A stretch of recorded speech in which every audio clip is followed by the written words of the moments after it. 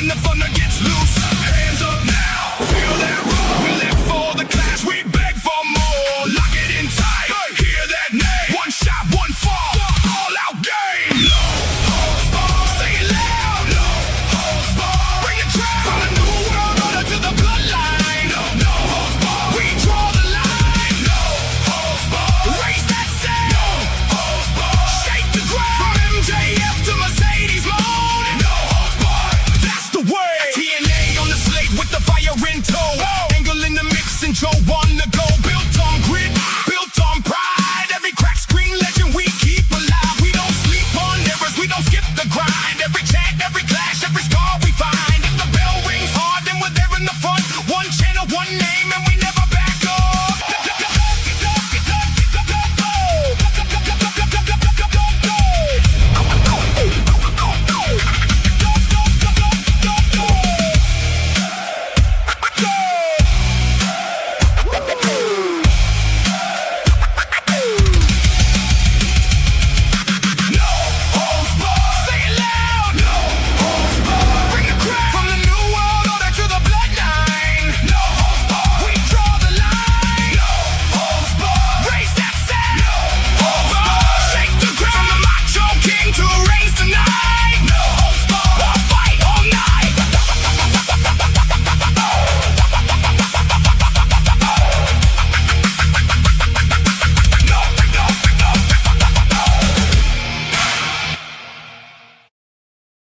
Well, what is up, WrestleManiacs, and welcome to the No Holds Barred Wrestling Podcast, a special edition. Usually we're Saturdays at 5 p.m., but now Friday, 8 p.m. Eastern Time. We are here live, and we're not alone. We got DSG in the comments. We got Maria. We got people dropping in, but we're here to talk WrestleMania 13 as we continue the WrestleMania Rewind series. Justin, what is up? What is this, live on Friday night? Yes, sir. My goodness. And don't we have an all-star cast with us? Josh, first, before we welcome our all-star cast to talk about a WrestleMania 13 that was probably the birth of the Attitude Era. Absolutely. My man, how are you? Man, I'm doing great. Great week of wrestling minus the CM Punk nonsense, but we'll talk about that later. A great Dynamite rundown today at noon. Thank you for everyone that tuned in. Maria, I saw you in the chat. DSG, I didn't see you.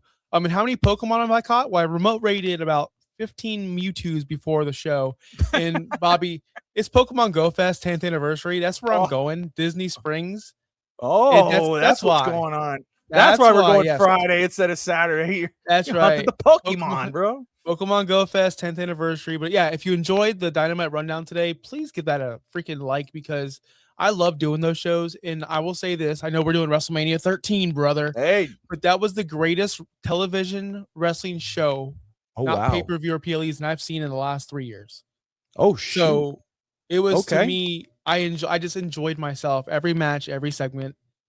And it was an AEW show. So take that for what it is. And it was in Clearwater down the road. I didn't go because I didn't want to stand outside in 100-degree weather and spend $65, brother. People are telling me. Listen, you say WWE prices people out. They wanted $42 for the cheapest ticket at Beach Break, plus fees, and you don't even get it air conditioned. F off. I went to SmackDown cheaper at Amalie Arena, brothers. Anyway, I mean, it's the truth. But anyway, WrestleMania 13, I just finished it about 2 hours ago, maybe an hour ago. Me too. I've seen bits and pieces of this pay-per-view, not in full. I've seen the Bret Hart Stone Cold match many, many times. I watched it again. It doesn't get old. We'll talk about that. But honestly, Bobby, this is Attitude Era, sprinkled in with a little bit of Honky Tonk Man. Yeah. Some Sid, like some guys from the past, but mainly this is all new talent. Yes. I mean, that was the cool thing.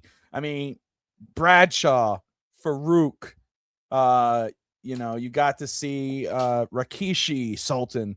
You got to see The Rock. You got to see, Steve Austin and of course, Bret Hart and The Undertaker. So it was really cool because now we're really turning that page. And I mean, this one I think was the legitimate, like, where WWF is going. Like WrestleMania 12, 11, 10, like clusterfuck, don't know where you're going, don't know what you're doing, don't know who's going to be the guy. Here, it's still that case. They got the wrong main event, but better show overall. And I can't wait to talk about Bret Hart, his character in this show. Like, there's a lot to talk about. But shout out, we got Fernando in the comment. We got Justin Toner, the Ruckus Wrestling Podcast. We got Maria. We got DSG. DSG says the kickoff to the peak of wrestling, the Attitude Era. Can't wait to get into it. And my goodness, what's so good about this show is that we couldn't do it alone. We got a great crew joining us.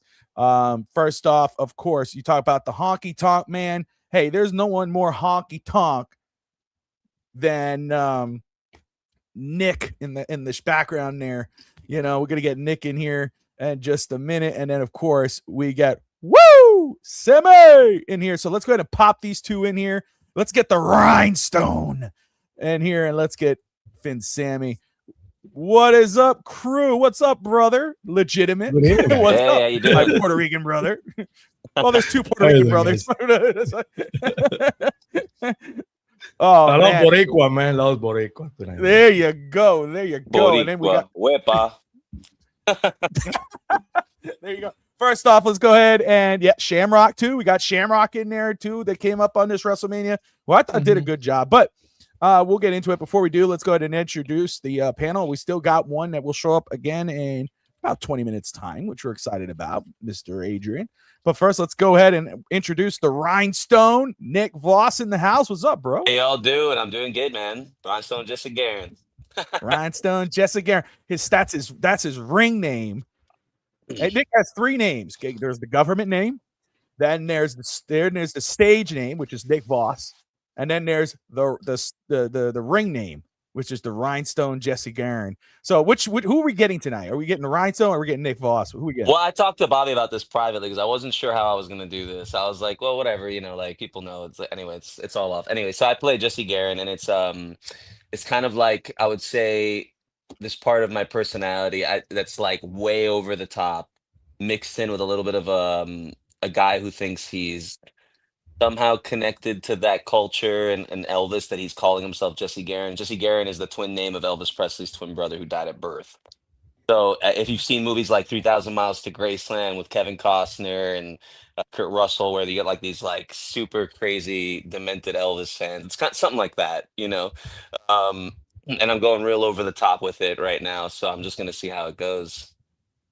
Yeah, but we will get that character on this show for sure, and I look forward to doing that. Because and I'll counter him with the immortal Robert Michaels, 14-time heavyweight champion. Like That's so funny. I don't think the Rhinestone could counter that. But anyway, that's another day, another time. And of course, let's bring in Sammy. Sammy, DSC wants to know, where the heck were you when we did WrestleMania 6? Probably at home.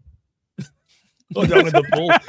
It was a Saturday afternoon, probably in the pool at home. So probably, downstairs. Oh, that would be cool. That would be a great match. The Rhinestone versus Jeff Jarrett leaves Tennessee match. He's not in Tennessee, not yet.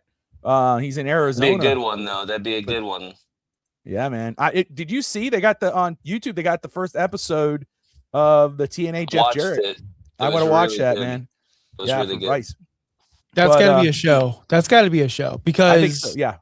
Yeah, because I saw it came out on Tuesday, I think it was, and I heard the Jim Cornette podcast with the director of the show. And explained how it all came together, and I'm like, man, we got to shoot our shot and get that guy on the show. By the way, Bobby, Jeff Jarrett's not in the WWE Hall of Fame, right, Bobby? He wouldn't be. Isn't he? I thought he is. I thought he is. Yeah, I think he is. He was in there. Yeah, he was. He is. He was there for a little while too. He showed up, did a couple things, and then went to AEW, and now he works in creative, I think, in AEW. But I'm the same. I'm with you, Josh. I saw it there. I saved it. I haven't watched it yet, Nick, because I don't know if we would do it if we were going to do a show about it. But I think we should. I think that would be an epic do a show. Dark Side show. Talk about TNA, man, because that's absolutely something to talk about. Yeah, Jeff Jarrett's definitely in the Hall of Fame.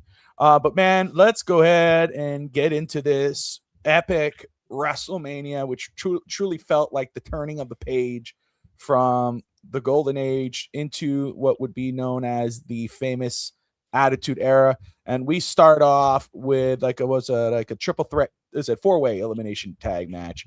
Got the Headbangers, the Goodwins, the new Blackjacks with Bradshaw, and then you have Doug Furness and Phil LaFon. I just, again, what just got me, the headbangers, I always head scratching for me, but I laughed when I saw them pop on the screen because I was like, these guys are always in our video games. Always, they're the synonymous, with the Attitude Era. But what really got me was the new Blackjacks. I love how they highlighted the old Blackjack, the OGs. They showed them, and then they introduced the new Blackjacks. And the other one was Barry Windham. Is that right? Am I remembering? Yeah. Yes, okay. So yes. it's Barry Windham and Bradshaw. And Bradshaw right away, he had the talking down pat. Like he knew how to talk on the mic, and man, he was imposing in the ring. Josh, I'll start off with you. Missed that clothesline from hell, and I was like, oh, there it was. He went for it once in that match. Well, dude, he hits hard, dude. He's so stiff. Yeah. It's a tough guy. Josh, let's start off with you, and then Sammy, and then follow up with Nick. But Josh, what were your thoughts on this match, man? It's funny because you bring up the headbangers and you laughed. That was your reaction. Me was like, hell yeah, headbangers, right on. Like we're in it. We're in. Like this is when I started watching wrestling, 1997. But I wasn't watching this. I wasn't watching the WWF. I was watching the guys over in WCW at this time. Yep.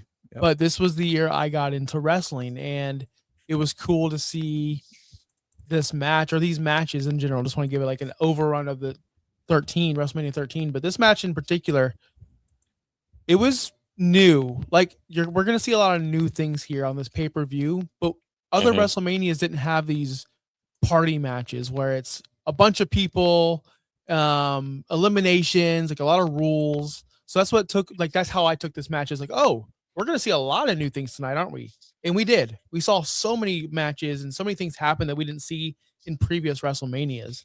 Just in this match right here, think about the headbangers at a WrestleMania and just rewind 5 years back. Do you think people like the headbangers will be on a WrestleMania?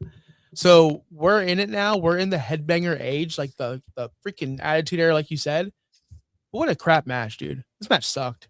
And I'm just saying that as a person. It's so true. All that hype for it sucked. It was oh my God, I'm so with it was kind of like just like, what is this? Can it end? Like, can this please end? I found myself walking to the bathroom and not pausing it. Usually when I go pee or something like that, I pause it.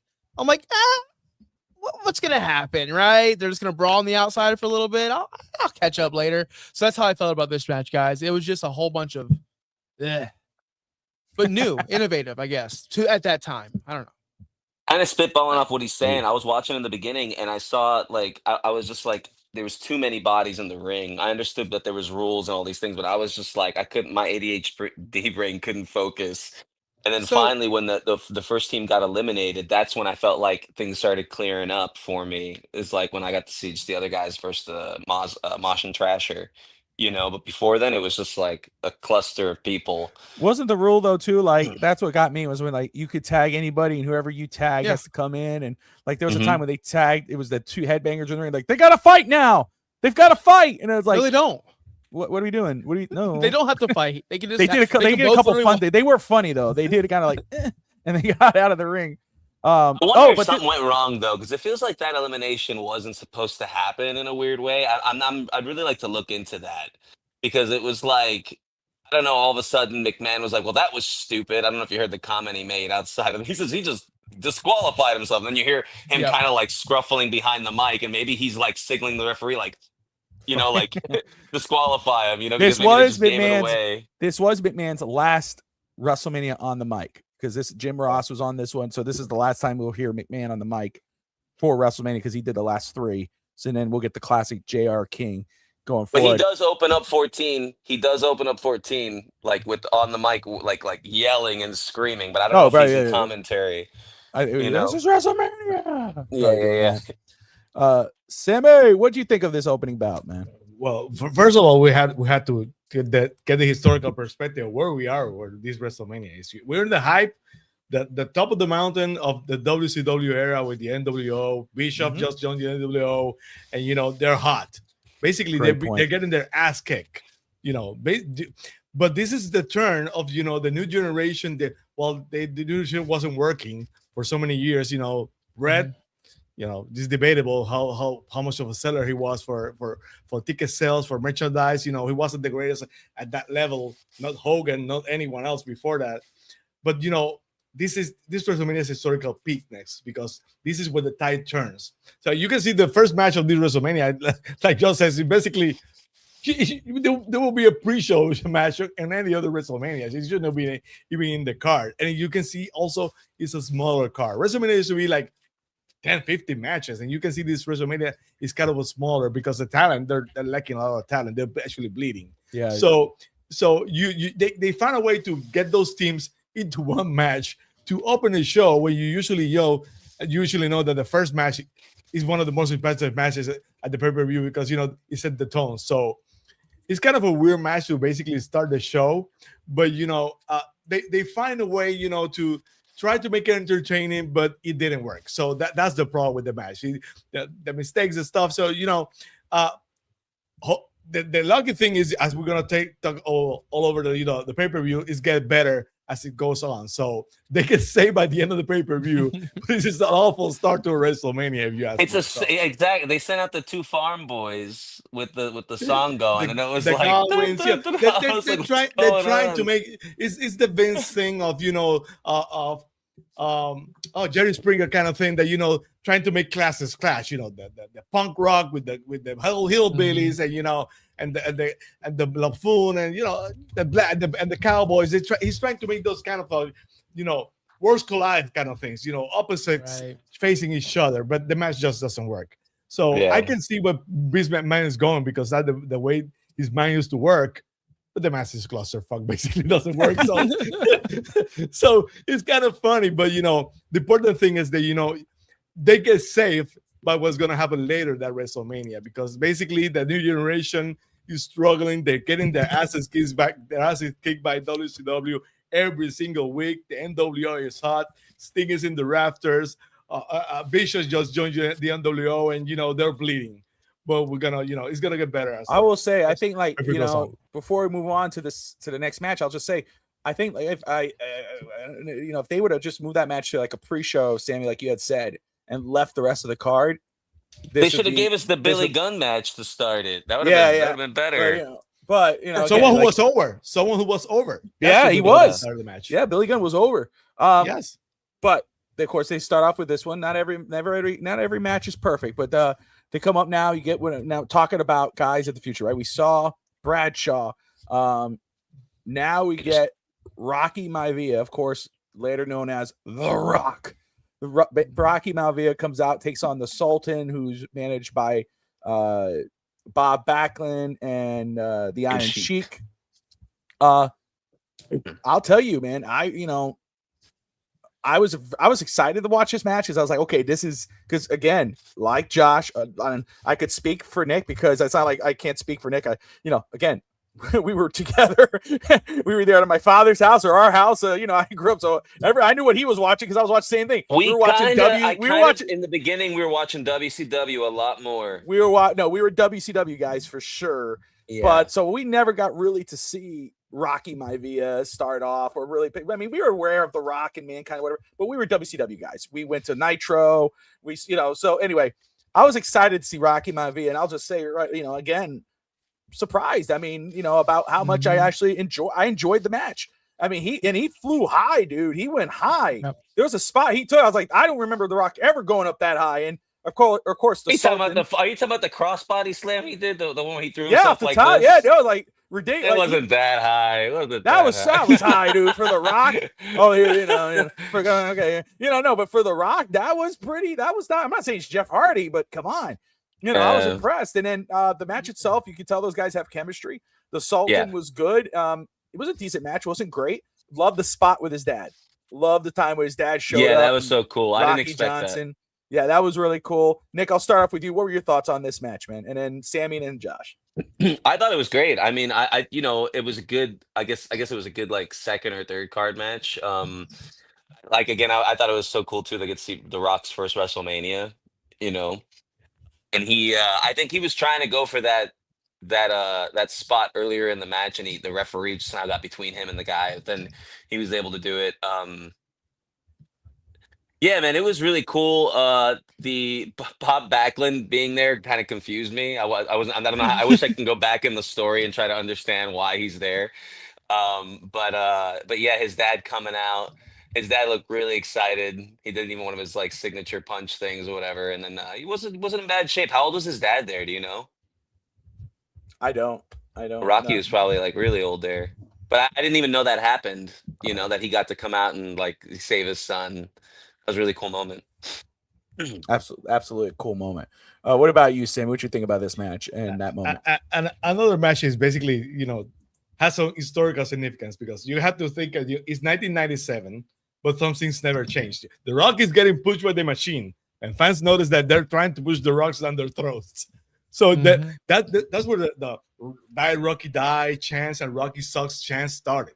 And you can see that during that WrestleMania, there were some Die Rocky Die some chance, and the fans didn't want the Rock. They thought that they were pushing and babyface him down their throats. So the Sultan, who's Rikishi, his family also, because I did it for the Rock. So it's kind of funny that years later he's facing Rikishi, who's the Sultan right now. So it's kind of funny.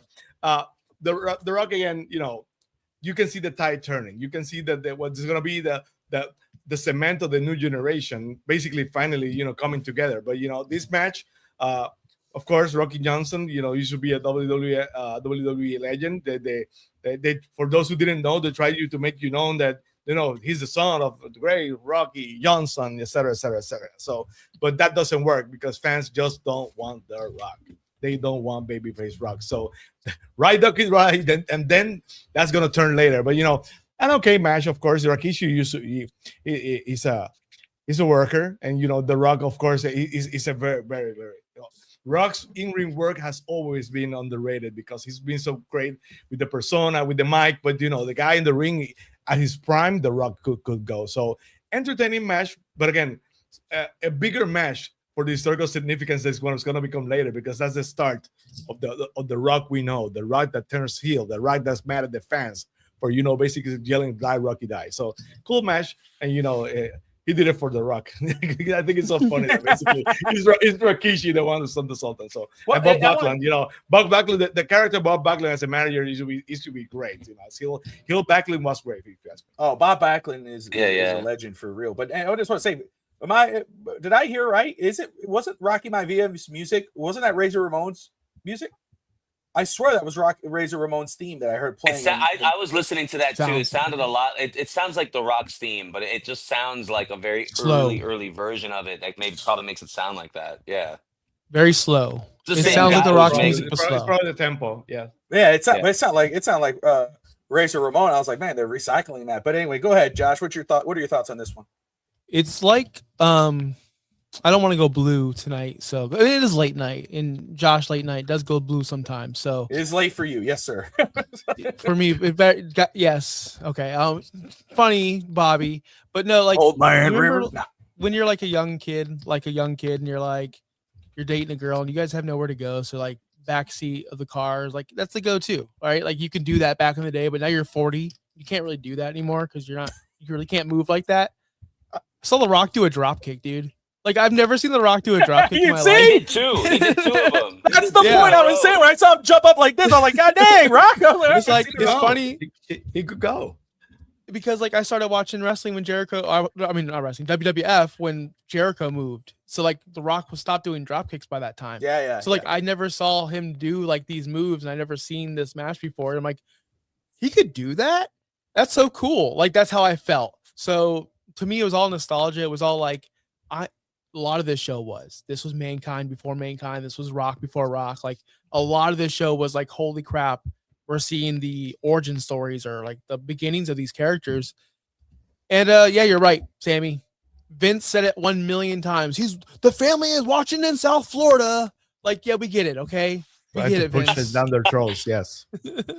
Yeah. Well, they didn't even get the pop they wanted when they hugged. When Rock gave him a hug, I was expecting this like huge pop. Yeah, I was like, dead. They were like, yeah, okay, good, nice, good. Let's get out of the ring. Let's get out of there. Yeah, too much. Yeah, I would probably throw out a hip. Actually, the go-to move is I would just sit down and not even try anymore DSG, and I would ask her if she has an SUV. Anyway, Josh tried to say Adventures in What's the next match, Bobby? Well, the next match again it's the Owen Hart and the British Bulldog brothers, in-laws. Didn't you join the Hunter match? Yeah, Oh, you Hunter, skipped yes. one. Excuse me, Triple H taking on There Goldust. you That's go. in the introduction of It's a China. good. Thank you, Sammy. I apologize. Yes, sir. Yeah, so we get an introduction to China, who looks physically imposing. I mean, we get Triple H, and he's still coming out with the classical music, but we see the shade of the game. Like he is taught. Like he is. First, listen. I don't want to be. It's not gonna be a shit on Bret Hart episode or not like that, but Bret Hart talks a lot of shit on Triple H, Paul Levesque, about a wrestler as a wrestler. He's not good in the ring, and you can help me any 5-star match with it. But it's like, it's like, dude, I'm not saying this is a 5-star match, but the way he spoke on the mic, the way he worked the ring, like I really do enjoy watching Triple H in the ring.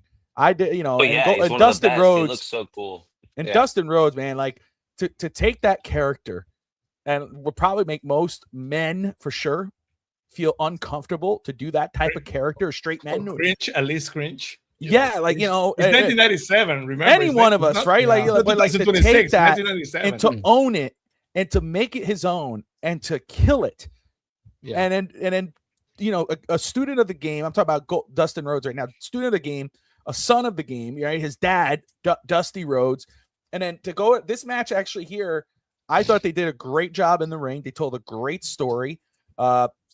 China told a great story outside the ring, when they kept referencing her. And in that spot where, you could tell Terry Reynolds, I forget her name in this one, Melina.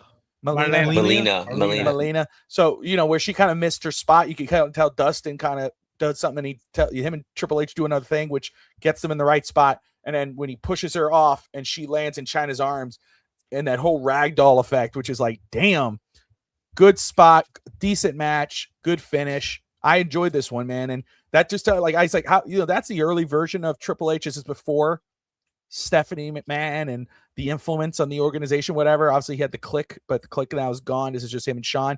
But this was before all that. And like, you see it on the writing on the wall. Josh, I'll start with you, but I definitely want to get Nikki's opinion on this, but we'll get Josh, Sammy, and then back to Nick. But Josh, man, your thoughts on this contest?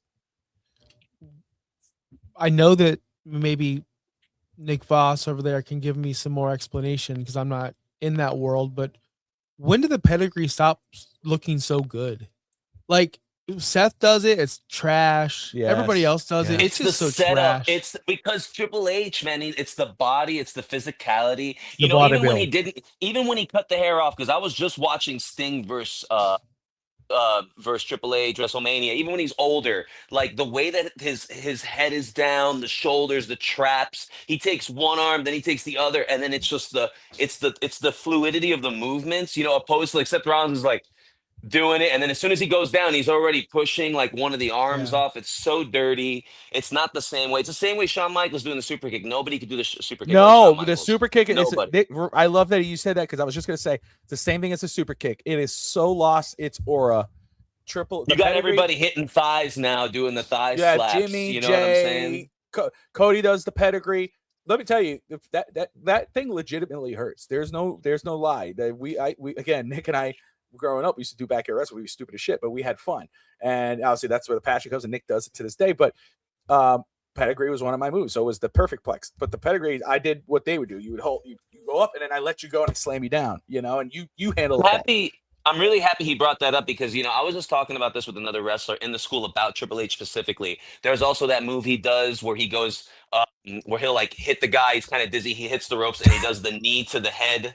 You know what I'm talking about? Yeah, yeah. Bro, the timing, the fluidity, the way his hair would move when he did it, that's what made him, I think, even get the nickname the Cerebral Assassin, because he just looked like the Cerebral Assassin. He looked, even though he might have not been Bret Hart and grown up in the dungeon with Stu Hart and known all these holds and stuff, which, that's a whole other thing. Like, I'm learning about these guys who either take themselves seriously on that level, or they're like, you have Mike guys, you've got guys who are like hardcore guys, you got guys who want to be, fast and do all the AEW stuff. So it's like there's a balance with certain wrestlers. Triple H is like that balance.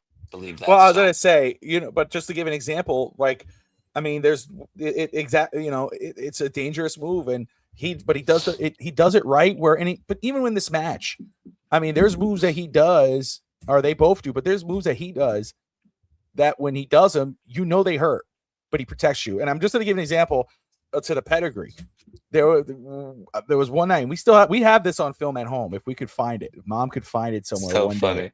But this we were doing this move. I think it was like a fatal 4-way elimination style matchup. It was at night. We brought the mattresses outside. We used to do the whole production. Anyway, Nick was ex-Nick. I'm Robert Michaels. There's Black Blade, and then there's D-Bomb. This is when I did the suplex on Black Blade on the van, and that shit hurt me more than it hurt him. And he gets eliminated. The fence door falls on Alex. We beat Alex. Then it's me and Nick. And Nick is supposed to win. That's how we would do it. We would know who was going to win the match. So we did all the extra stuff, except though we did the stupid moves. But Nick was going to beat me with my finisher, but the pedigree, which I would call. I don't remember this. I would call. But it's on film. Trust me. But I would call like the drive-by. So what he did was we had there's a table in our backyard. It's like a stone table, but between that and the stone pavement, there's a grass area.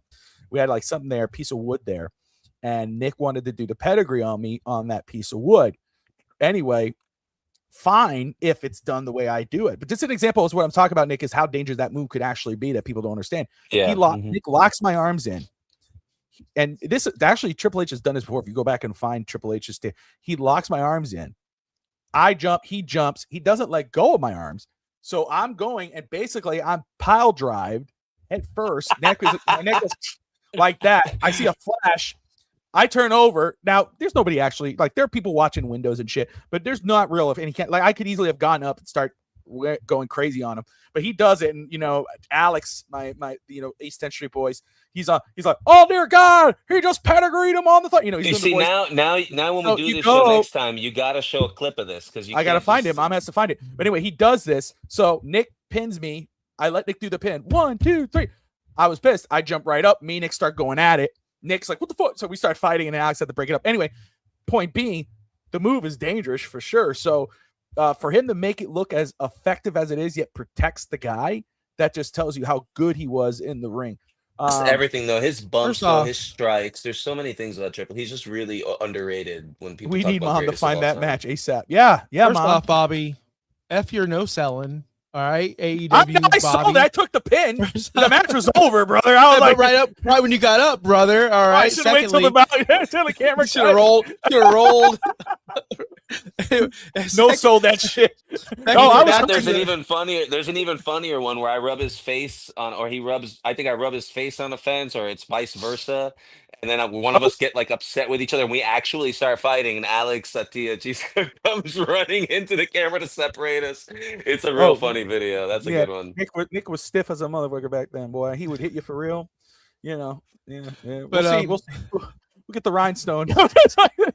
Anyway, first of all, I want to shout out. I want to thank everybody who's watching right now with WrestleMania Rewind here on the No Holds Barred Wrestling channel and FTSN. Episode 13, obviously, of this series, WrestleMania 13, the birth of the Attitude Era. We got over 200 people watching live right now. We got Josh Kimmel, myself, we got Finn Sammy of Finn's TV and Finn's Talk Today. We got Nick Foss in the house, the Rhinestone, streaming live from Arizona. Excited to have everybody in here. DSG says we need to get Bobby, but DSG says Bobby dreams of being ragdolled by all that China girth. Yeah, there you go. Ragdoll me, China. Anyway, she was really like baby face. Like, I'm not talking about baby face as far as like baby face and heel, but like her face was like legitimately so young in this video. Yeah, in this WrestleMania.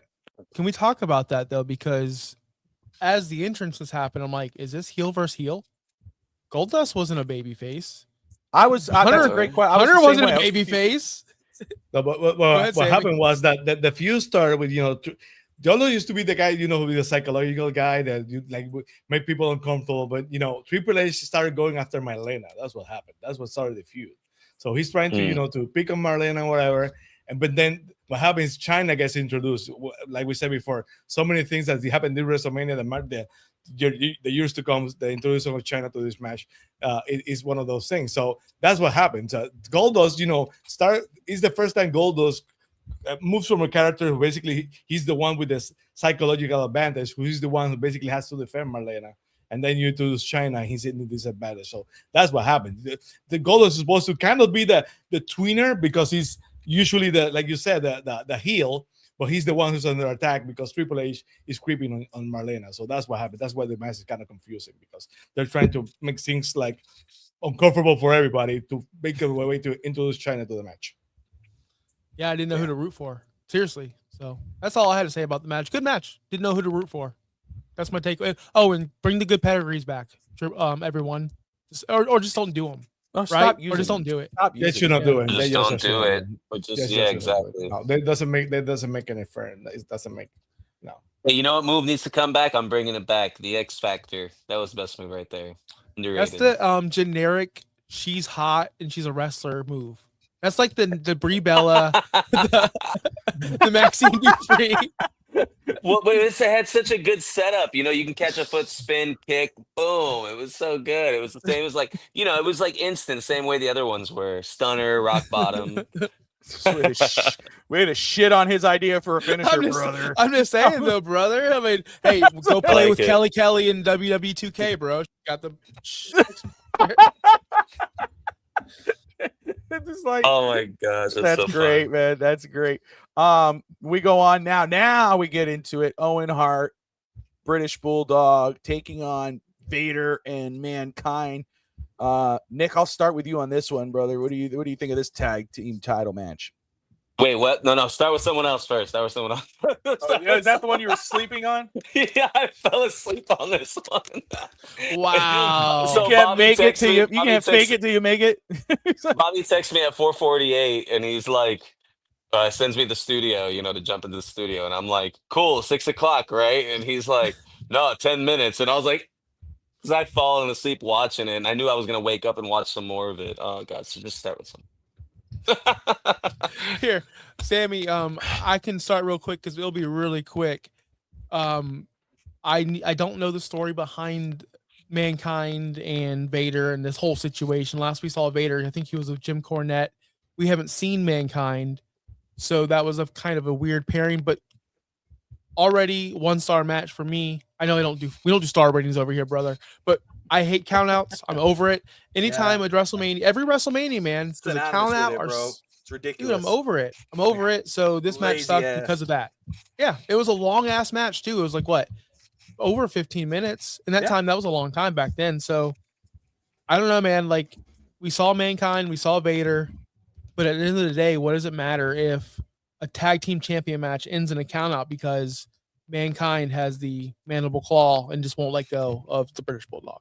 Nothing happened. I thought maybe Owen Hart would go, screw you, because they brought it up before the match. Like, what do you think about your equality and this and that? I'm like, oh, is Owen going to turn now because he just got passed out? I don't know, Sammy. What happened here? The whole idea of the match basically is just what you said. The tension between the Owen and Bulldog. You know, Owen usually is jealous, used to be jealous of everybody. Jealous of Bret, jealous of Bulldog, jealous of everybody. So you have on one side the tension between, you know, Owen and Bulldog. If Owen's gonna turn on Bulldog, they're gonna lose the tag team championship. And of course, Mankind and Vader basically bonded by they are both managed by Paul Bearer at that time. They find a way to bond them together and, you know, make a tag team out of them. So again, the historical significance is that conflict between Owen and Bulldog is going to later go to Bret unifying the Hart family. Afterwards, after the match, everything is basically the start of the Hart family, when basically Bret tries to make end the disagreements between Bulldog and Owen, and, you know, the Hart Foundation, when they added Pillman, and, you know, there was Bulldog, and they bring Neidhart again. So they basically what they're doing, they're setting that up, you know, the tension, and Bret is gonna be the one who unifies the family again. So the foundation again. So they just try to make a lot. Chicken salad out of chicken, you know what? Because basically they're trying to they're trying to pull up matches. They're trying to do whatever they can. But the important thing is that afterwards, the important thing is that Bret is the one who unifies the family and brings back the Hart Foundation, and they don't split. So that's the story. But you see the tension that you're expecting, that if Owen's going to turn, the jealousy between Owen and Bulldog. I think Owen has probably cost a couple of matches to book before with his antics and mailing stuff that he shouldn't. So the tension is there, but at the end nothing happens. So, but it's because later they're gonna Bret's gonna unite the foundation. So that it is what it is. It is what it is. Bobby. I think Yeah, I agree. Horrible match. Shut the fuck up. This sucked. It's horrible. 15 minutes waste of my life. But again, what I liked about this, let me just say very quick. What I liked about this match was just, again, another introduction to someone who's very key to the Attitude Era in Mankind. Like, that's what I loved about this match. I like just to get a chance to see someone who's going to take over that mantle and eventually a future WWF champion. Just really cool to see him. But I agree, it wasn't a good match. It wasn't good. It was a stupid double count out. Really, this was a match, like Nick fell asleep on it. This was a match I like Josh said earlier, I walked away from. I was doing a couple things and getting it over with. Sorry, I walked away for a second because Tati, my wife, texted me. She was like, she went to the shop and I'm doing the show, and she's like, just walked away. I left. I come back and my son has a giant bump on his head. I'm like, what the hell are you talking about? Kid ran into a door. And I was like, oh shit. So I had to go check it out first. He's fine. The timing was perfect because he said mandible claw, and then you went like this, and then it was gone. Nick, you were gone. And I was like, that's it. He's got the mandible claw on the phone. That is crazy, though. Look. And one thing basically was with going with Josh said, another match that know which one basically is the heel, which one is the if you're one of those fans that only watch WrestleMania, you watch weekly, you go here and say, okay, who's the heel? Who's the for a consecutive match in a row. So this car is starting to have problems with the way it's constructed. But again, it gets better by the end. But it's a horrible start for WrestleMania. Consecutive. Well, wasn't that was kind of what the ruthless aggression era became, right? I mean, the Attitude Era became was like bad guys versus bad guys, right? Like that's really what it turned out to be at one point. The different shades of gray. But it used to be more like the fans were the one who decided the anti-hero, the antagonist. But this is not what happening here. They're basically throwing people down to have matches and let the fans decide who they want to root for. So that's kind of different. I do want to let y'all know. We'll pause this very quick. Just again, welcome everybody. A quick reminder: watching No Holds Barred Wrestling Podcast, WrestleMania Rewind series, WrestleMania 13 here on FTSN and the No Holds Barred Wrestling channel. Me and Josh in the house. We got two awesome guests: Nick Voss, Sammy from Finn's TV and Finn's Talk Today. Also, just a quick update: it is official. CM Punk will take on Cody Rhodes in SummerSlam for the undisputed WWE Championship. That has been made official. Woohoo! Anyway, I'm jumping for joy. I'm so excited. What a match. Yeah, everybody wanted it. Well, they better kill it. Anyway, I'm sure they will. Remember, this SummerSlam has it's a 2-night SummerSlam. So they have to find to get basically 2 main events. So that's why they're doing. They're trying to throw. Probably it's gonna be the Saturday main event, and Seth and Roman's gonna be the Sunday main event. Yeah. Side note. Go ahead. Brock Lesnar and Obafemi need a main event. I don't care titles. Throw the titles out. It should be Brock. I agree. Hell in a Cell. You can bet Roman. I mean, Brock wants to be the first match and be home by 7:30 p.m. So that he's got steaks. He's got to cook, man. He's got No, but I agree. And my thing is, I get it. I understand it, but it's like the problem again. What was I saying? Now, CM Punk, it is something new. I like that it was a shocking change. I know we're cutting. So I just want to say, issue being, it was just obvious, and that's what I think the issue is with WWE nowadays. It's just too obvious, right? It's like, oh, here it comes. Oh, CM Punk. Oh, CM Punk wins. Woohoo! Big change. What I love though, what I'm intrigued by, is Sami Zayn's what he's going to do after. I love the promo he cut after he lost the belt. Nick, I don't know if you saw that. Yeah, I was going to say, I think this is going to be. I don't know. They're at least what they're hoping that he comes out on top of this as like a big baby face. Everyone knows the system's against him, and that like CM Punk has become the one thing that he used to complain about himself. You know what I mean? And I think that's just gonna in the long run play either really good for Sammy or not. Maybe we're reading too much into it. Because go ahead. I'm sorry. Go ahead. No, go ahead, please. So go ahead. No, I was gonna say because 9 days with the belt, it was just. So many rumors about that. That now the rumor is that he was the one who took the pay cut. There was a report that a wrestler took a pay cut, and they're basically saying that it was Sammy the one who took the pay cut And basically, one of the things that he agreed to take the pay cut was to put him putting the belt on him. I don't believe it, but that's the rumor. The thing with Sammy is funny.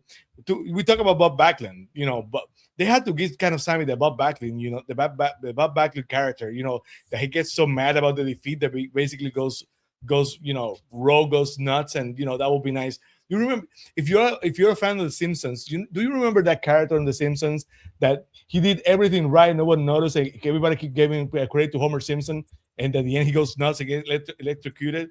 That should be Sami Zayn, the one that basically gets no credit, no respect at all, and he has to go rogue because basically everybody's cheering for the other guys, and he's the last good guy. It's gonna be interesting, but I like Sammy. I think he's underrated, but well, underrated, but like he see. doesn't look like he's conditioned at all. I'm sorry, that's one thing that makes me upset with some of the Exactly, guys who are exactly. the guys who are in the top. Like they're gonna give you the belt, and you're not like working out actively. Like I'm sorry, I could tell. He You know what I'm doesn't look like saying? champion. Yes. No, he Yes. doesn't. Like put him up against guys like Triple H, and the Stone Cold of the day, and any of those guys. He doesn't look. He's just like plain Jane in it. We've totally hijacked the show, and that's okay because I'm glad you brought that up. I am so sick of people going, I thought CM Punk was straight edge. He shot. No, he did not. First off, if you've ever worked out a day in your life, you would know that only if you diet and exercise and count your macros and you lift 3 to 4 times a week, you can achieve CM Punk's body. Yeah, It's absolutely. definitely not roided up, people, you idiots. First off. Second off, good point on that. If you know you're getting the belt, look what Liv Morgan did. People are making fun of her. She's in the best shape she's ever been in. That is called muscle, people. That little V thing you get there, that's called perfect body. Like you have no body fat. Your abs are perfect. She looks freaking phenomenal. Oh, what's wrong with her stomach? It looks weird. It's because she knew she was going to go on a run in main event SummerSlam and get the title and look good doing it. Look at CM Punk. He got in shape because he knew he was going to win the freaking title. I'm so sick of these wrestlers not doing it. It's all people were saying that he's beefed up because he's using Royce. Like, that's what you're saying. I missed that. That's what people are like. People are like, oh, he was my favorite wrestler until he stopped being straight edge. Yeah, go on social media, dude. I don't go on social media, but the limited times I do, it's like I can't believe my favorite wrestler took drugs. Are you? I don't think he would be that I look much like of, that. of a hypocrite. He's not that much of a hypocrite. Yeah, exactly. He's just locked in. He's just locked in. Good training. I grew up in the communication era, and this has to be the idiot era because so many people are just simply stupid. Come on, stop it. Yeah. He looked like me about 4 months or 4 years ago when I trained every single day and I ate chicken and rice every single day. All you did was get fit, brother. Stop eating cheeseburgers at McDonald's, guys, and watching your fucking SmackDown or whatever. ROH. Cut your ROH subscription. We all and get on start a gym sliding membership. away, like as he's talking, we just start sliding. Anyway, I'm done with my rant. I mean, my God, dude. He tells you WWE, where there's all eat your prayers and take your vitamins. Anyway, back to it. Let's talk about the best match on the card and one of the greatest WrestleMania matches in WWF history. Right there with Ric Flair and Macho Man and all the great WrestleMania matches. This is one. Bret Hart taking on Stone Cold Steve Austin with Ken Shamrock as the referee in a submission match. I mean, my goodness, the chemistry between these two guys, Bret Hart doing his role so damn well. Talk about the anti-hero and Stone Cold Steve Austin. Shamrock doing his role really well. Like I came off really good. Like Shamrock, like I was like, I'm invested in him. Like if this was like the first time watching wrestling and he was there, I'm like, okay, I'm intrigued by this guy. But this was so intimidating. Yeah, for sure. I mean, but real too though. Like he really was like telling you, like he was trying to be even, but he was also like he stands up to Bret Hart and Bret Hart tries to be. And anyway, that spot. But anyway, it just these two. I'm going to be honest. This was better than the Iron Man match, Josh, for me. I mean, I was more entertained with this than the Shawn Michaels Bret Hart match in WrestleMania 12. I mean, this was awesome. And just the ending. I mean, what a way to in order for Bret Hart to go over, but still, I mean, you put over Stone Cold without having to lose the match. Like Stone Cold came out strong as hell in this match. This obviously one of the most legendary shots you'll ever see is in that corner right there, the bloodied face, 1 last ounce of strength, 1 last ounce of trying to give it everything, and you can't. And he passes out, and Bret goes over, and then you got Bret trying to attack again. Then here comes Shamrock, and Bret Hart comes off looking like a prick. I mean, and let me tell you, and we'll talk more about it in the main event, but I love this version of Bret Hart. Crybaby Bret, which is actually, how he is sometimes in real life, but crybaby Bret Hart, you know what I'm saying? But dangerous as hell too. Like, we know how dangerous he is in the ring. I mean, this guy's an assassin. He's the hitman. I mean, this match showed it. But Steve Austin, even though Bret came out the winner, Stone Cold came out on top. And this is what WWF has been lacking since Hulk Hogan left after WrestleMania 8, Josh. We talked, or WrestleMania 9, right? Right? 9? Yes. WrestleMania 9, when Hogan stepped away. We talked about it. When you watch 9, 10, 11, 12, we were talking about there's something missing. And you said it last episode. You said you hate to admit it because this one, I am the Hogan guy, right? Grew up loving Hulk Hogan. Nick was Macho Man. Josh is Jericho. Sammy's Ultimate Warrior. Oh, fuck off. Fuck off. Anyway, whatever that is, brother. Sami Zayn body. Wow. No, but anyway, this is the time right here where WWF finds their Hulk Hogan type superstar, like their pillar. There's only 4 pillars ever been in the professional wrestling. Guys who are like the main. There was a Hogan, Austin, John Cena, Roman Reigns. The guys like, when they go away, everything kind of looks like, okay, we got to try to find that one guy. Cody Rhodes is trying to be that guy. Really, he's not, but not yet. But anyway, this is when they get him. Austin solidifies himself as the face of the WWF. Nick, I'll start with you because I know you didn't fall asleep in this match. What do you think of this one? Yeah, I was gonna say, I feel like this is whatever happened with this match. I don't know if, like, of course it's on purpose, but this is WWE like really understanding his character without it even having blowing up beyond the way that it was going to be. They really understood the character, and he didn't give up. You know what I'm saying? And that's something that, like, I think some fans wanted with Cena. Like, where he actually like tapped out with Gunther or whatever. But this was just so cool to see him not give up. And then, of course, Bret Hart being who he was, just like wanting to break Austin no matter how he was. I mean, that whole ring was covered in blood. That was like my favorite part. Like when he's looking up and you see the gushing of the blood coming down his head. I don't think I've ever seen that in WWE since. Like, I'm sure it's happened, but just like that kind of like close up, it's so iconic, that picture of just Austin, the blood coming down his face. That sold him, dude. That was the moneymaker right there. That's the t-shirt. That's the poster. That's gonna look. That was immortalized. That immortalized Austin. Ain't tapping out no some bitch sharpshooter. Ain't tapping out. It's just like so perfect to the character, and that's why people were like even though he lost, they were like, that's it. They were like, Austin's the shit. He's the man. So it's a great match. Great match. They worked the outside and they worked the inside so well. Everything about it. That's it. No, I'm just fucking with you.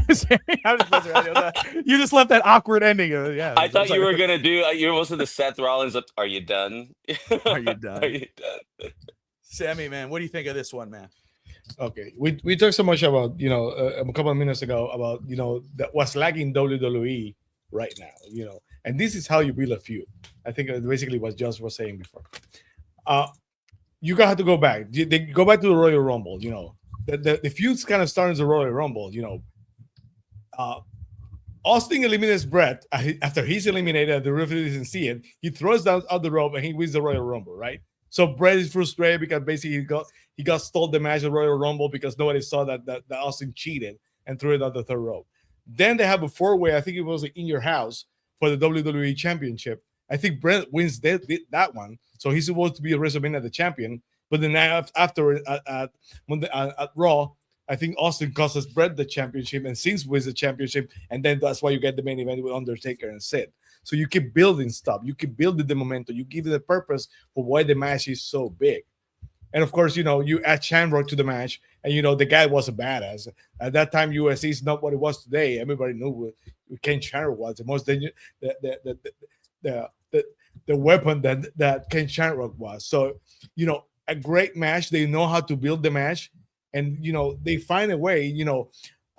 Bret is starting to get pissed at the fans because he's supposed to be the good guy, but they're cheering for Austin. They're cheering for the bad guy.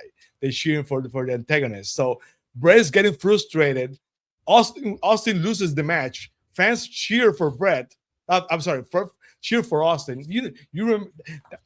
That's gonna be one of the biggest images in the history of the WWF. Austin in the sharpshooter and the blood is falling out his face. You have teachers, you have action figures today commemorating that moment. That's got to be one. Yeah, of the you can literally moments. switch the Austin head right on. It's like you have the clean Austin, and you can put the bloody Austin right. And that shot with Austin the sharpshooter, and you can see he's screaming, but he's basically making his head bleed because the veins are pumping and the blood is in his face. So they found a great way. That's the start of Crybaby Bret Hart. That's the start of what we talked before, how he reunites the Hart Foundation. He reunites Owen and Bulldog, and amends the differences. Brings Brian Pillman in, brings Neidhart in, and that's what happened. That the kind of thing, everything happens later. So a great way to start a feud, a great way to build a feud, and a great match. Because one of the most memorable matches in WrestleMania history. And one of the matches that defines how the tide started turning back to WWF, because again they were losing, they were getting their asses kicked by WCW, but that match changed the scene. The eye started to go back to WWF at that moment. So huge match for the history, one of the biggest matches, basically one of the matches that saved the WWF, because the way they were going to basically going to be the one who was going to be erased. So awesome match, great memory, and one of the biggest moments in WrestleMania and professional wrestling history. Yeah, I couldn't say it better myself than all of you guys, but I know it's a double turn. I know people say it's a double turn. It's a double turn, but it is a double turn, right? Yes. But watch the highlight reel of how we got here. Maybe because I've seen this match so many times, maybe because I know it's a double turn, which I shouldn't do this because it was. The turn already happened, brothers. The fans were already behind Austin before this match. Mm-hmm. Fans were already not behind Bret. Exactly. So they went in already as Austin as a babyface. Like, to me, I'm like, when I hear the phrase double turn, I'm like, wait, they changed the middle of the match. No, they were already changed before the match already started. Yeah, the fans already decided. Yeah, they already decided who they were rooting for. For the script, Bret was the babyface and Austin was the heel. But the fans, like you said, that was Bret's problem. He was mad because fans were turning on him and preferring Austin. You were 100% correct. Yeah, so this is like the official, like, okay, we're going to just flip the script. But it's like Austin was so over, and he was such a prick when he was coming out, like pissed, like stop touching me, and he was doing his Austin thing, and it was great. Good to see everything that he did. Good to see like him working so like as a young person and not injured yet. He's not wearing he's Stone Cold Steve Austin, and it was so cool to see Bret Hart be the whiny little that I knew in WCW, because I only knew Bret Hart. I didn't know this Bret Hart. Remember, I only knew him when he went to WCW or when he was in WCW, and I'm like, this guy freaking sucks. This guy's a crybaby. Like, this is one of the worst guys in the history of the sport. I didn't really know. I wasn't educated on Bret Hart, so it's cool to always see an old Bret Hart match. Also, is this the last Bret Hart WrestleMania? For a while, he leaves after this, right? Yeah, right. 1997. Right? Survivor Series is coming up. This is the Survivor Series. Yes, yeah. I love the commentary. The screw job. Yes. Yeah, we got the commentary coming up with Sean at the main event, which I thought was awesome. Well, I was going to get into. Sorry, I'm so sorry. This era exposed everyone.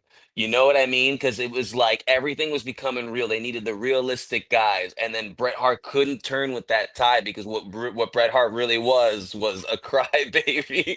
So much to the point where they're like, "Get him out of here. Go ahead, go to WCW." Well, they do the. I guess we'll get to the Sean thing, but it's hilarious when Bret comes out. Like, that was had to all be a shoot.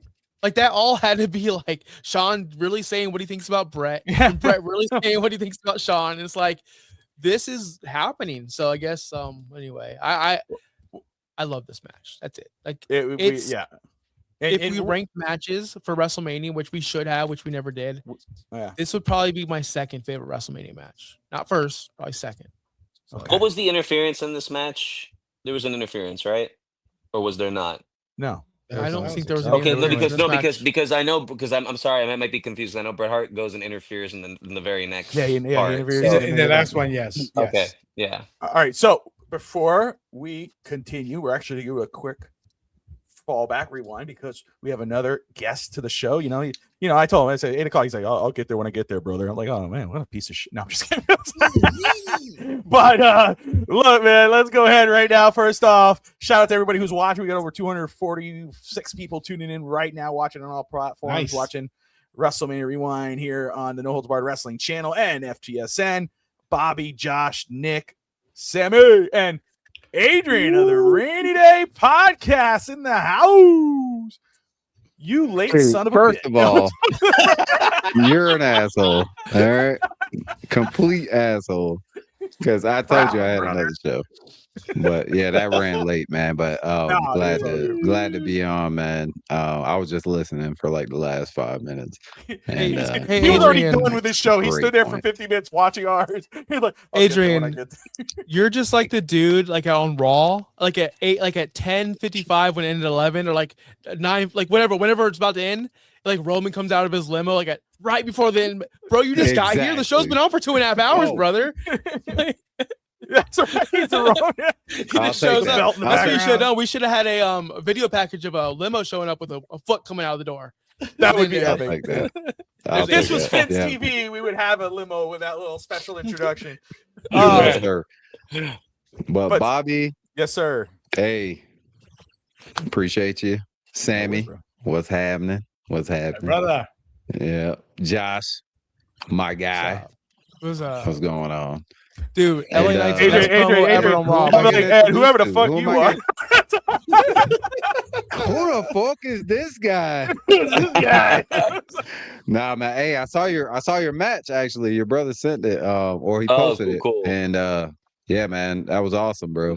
Great. That's my heel first one. That's Great my heel first work. one. Oh, thank you, man. Appreciate that. They're just turning me back to babyface. So I gotta like find a way to. I'm kind of. Already? Peeling back the Yeah, curtain, yeah. brother. So- Well, yeah, because they've got to. I don't know. They're just like it's my gimmick's gonna be kind of over the top, and they like that, and they think it might go over with some of the people here. Okay. So yeah, because we have a lot of guys, and I'm not trying to like that.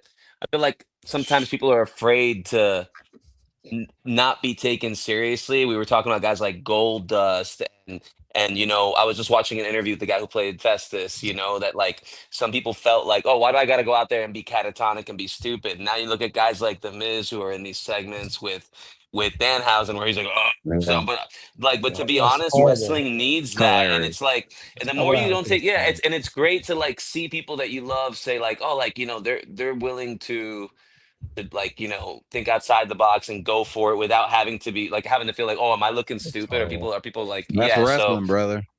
yeah, that's kind of like what I'm trying to go with like a very over the top thing. I'm like the more over the top right now, like I'll with the intricacies later I'll try to like build the character, and it'll get more serious when it needs to be serious, you know what I mean? Oh yeah. That's awesome. Just don't compare to the Miz and Electrocuted. Please don't.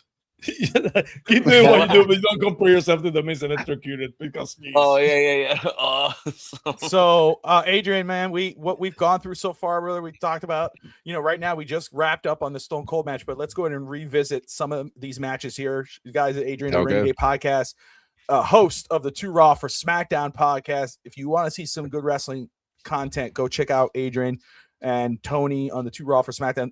One of the most catchiest theme songs I sing at my house all the time. It's Two Raw for SmackDown. I love that fucking thing. But anyway, great intro, by the way. I love that intro. Yeah, the intro was really good. Yeah. Some rando did that. Thank Man. you. Some Check it guy out. named Finn's Post Production. Post production. Yeah. That just like No Holds Barred Wrestling channel, man. I mean, it's just pretty good shit. I mean, yeah, that guy's good. That guy is really good. But Adrian, just run it down real quick, man. What did you think up to? We talked about the opening contest, the Headbangers taking that fatal 4-way elimination match. I'm just running it like this. You just tell me what your quick thoughts are. What are your thoughts on that one, very quick? I mean, that was a fun match, I will say. I thought the Ahmed Johnson match in the Legion of Doom versus Nation of Domination, I thought that was pretty good. Yeah, that's the one we're gonna get to next. Okay, yeah, I ain't talking about it yet. Don't All skip right. through. I'll let you know which one we're talking Sorry about it. But Rocky Maivia, Rocky Maivia taking on the Sultan versus Sultan, which ended up being Rikishi. So, Mr. Fat Ass, that was good for The Rock. You know what I'm saying? Family putting over family. So, then you got Owen Hart and British Bulldog taking on Mankind and Vader. Well, that was good. I love that. I was a big fan of Mankind and Owen Hart growing up. So British Bulldog, you can miss me with that one. What do you think of Triple H taking on Goldust? I thought that was great for Triple H for sure. Goldust always he's a big part of wrestling, whether we like it or not. Always, big part of wrestling. So I thought that was really good, but put Hunter, in a position to showcase his his aggressive side. So I really like that. I thought this whole card in general was kind of like, okay, we're getting out of the cartoon characters and getting into, like you gotta say, this was like the birth of the Attitude Era, which I really love. That was the era I grew up in. So hell yeah. Look at that. Is that Elvis? Yeah. He drinks. I was gonna go on a small break, and I was gonna leave this here and see if you guys noticed. Wait, what happened? Yeah. Both of y'all give off them vibes. Both of y'all give off like a Elvis vibe for sure. Oh hair, obviously. Well, we grew up with Elvis. Bobby used to sing in the bathroom. He used to never sing in public. Oh, I bet he used to do the dances and everything, huh? Oh yeah, he did. You want to hear some real good music? Listen, trying to get in the shower. Bobby's in there doing a full in the bathroom, right? Different kind of vibing going on there. No, we grew up. Elvis, our dad, our father, we went to Graceland and all that, and so Nick took on that mantle and became the impersonator. Then he really hit it off, and now he's a performer, and he goes around the United States, even international, overseas, doing Elvis. Good shit, Nick. And then, he kills it, man. Good. Now on his own, Adrian. Now on his own, he's taking a little bit of a break performing, and he drove like 40 hours to go to Arizona, and he's training to be a wrestler. Just keep it. 35. Right. I feel like 40 is crazy. Dedication. Oh my god, 40. Well, you said 40 to me on the phone, so you're a piece of shit for lying and just saying a lie on air. Just taking it. Just keep it your Elvis. Yeah, well, I drove 12 hours, slept. I drove 12 hours, slept, and I made it to Bobby's, showered, hung up. I picked up Bobby from work. Oh no, we went to get food, right? We went to get food. Yeah. You could have just said you visited. That's it. It's okay. I got Bobby. Was it Cajun? Was it? What did we get from the food court? What was that place? That was good. Sarku Japan, bro. Chicken teriyaki. What the fuck you doing? Bobby's introducing me like, hey, this is my Those are my people, dude. I'm cool with everybody. I don't even have to order, dude. I walk up there and they go, hello, Mr. Bobby, and they make my food and it's done, dude. I'm down. Like, what are you talking about? They were like smiling, like we don't care who he is. I know those people. Those are my people. Anyway, back to the show. As you see, this is why Nick does only Nitro Rewinds, because he keeps sidetracking our fucking shows. He's a fucking Josh, rapper, bro. Josh is doing everything he can. He's burning his light right now just to stay up. He's probably stabbing himself to keep himself awake because he's usually asleep by this hour. I see him blinking very slowly. He is, Josh. But Adrian, man, we were just talking about the Bret Hart Stone Cold match and how this was obviously the booster to Stone Cold and who took over that mantle for Hogan, because there was no guy who had that point up from not 10, 11, 12. There, if it felt like WWF lacked something, this is where he took that mantle and ran, took that ball and ran with it. Very, you don't even have to be quick because this is the match. It's one of the greatest matches of all time in WWE history, WrestleMania history. What are your thoughts on Bret Hart taking on Stone Cold here and the way it finished? Well, thought it was, the story they told was like superb, like probably one of the best stories you'll ever see. But the ending, it took Stone Cold from, was probably pretty high right then and there, but it took him over the top. So, and by far, he on my Mount Rushmore, of course, but it made him pretty much who he is today. And he took the ball and he ran with it after that. So, this match, I mean, a lot of people say the King of the Ring, the speech after, Austin 316, but this is bigger. this match was way bigger for him, in my opinion, than anything else he ever did in his career. Like, as far as getting him over the top and becoming a household name. And then, like you say, we this is it, bro. Like, the birth of the Attitude Era. Because after this, Stone Cold went, I'm talking about rocket ship from here. And it was crazy to see. And then, Josh, I like what you said about Bret Hart. Fuck Bret Hart. I will say that because Bret Hart, I ain't never been a fan. I ain't never been a fan, bro. He sucks, bro. I'm sorry. He doesn't. Phil Goldberg. To me, he was so boring, bro. Like, so boring, and all he did was complain. Even as his wrestling character, he was a complainer. Like, that's all he did, complain about everything. It's like, who the fuck wants to see that shit? I'm sorry. But yeah, man. Did wonders for Stone Cold, so I appreciate it, and probably the best match of the night by far. Adrian, I know you have something to say, but I'll forget what I'm gonna say real quick. It'll be short. The only thing I'll ever agree with Hogan on is Bret ain't the guy. And that's it. I agree. I agree. Straight up. And we did confirm Bret took the best there is, the best there was from Hogan. Hogan said it first. We and Josh found Hogan that. did I everything, found I said to Josh. Hogan is like Forrest Gump. He was everywhere, but he was the GOAT. And then CM Punk years later, so originally best in the world. It's like, okay, we've heard that before. And Bret Hart has dumped on everyone but Stone Cold Steve Austin. That's the only guy. Never stumped. He's never better than the dump. And you have to remember, this match was supposed to be a submission match, right? So the idea, basically, he's passing out from Ken Shamrock is the fact that he never quit. So that's what pinpointed the match. The match that he lost the match, but he never submitted. So that was made him a made man after that. Yeah. What was Stone Cold Steve Austin's? I know that Vince McMahon gave him another character before he became Stone Cold Steve Austin. It was something about like being an in-ring worker, like the ringmaster. The ringmaster. Yeah, there you go. And I think that's exactly why Bret Hart doesn't talk crap about him, because before all those injuries and before all that, he was he's probably one of the best technical wrestlers out there. In WCW, when it was Stone Steve Austin, he was an awesome guy. He was a very ring technician. He was a great guy.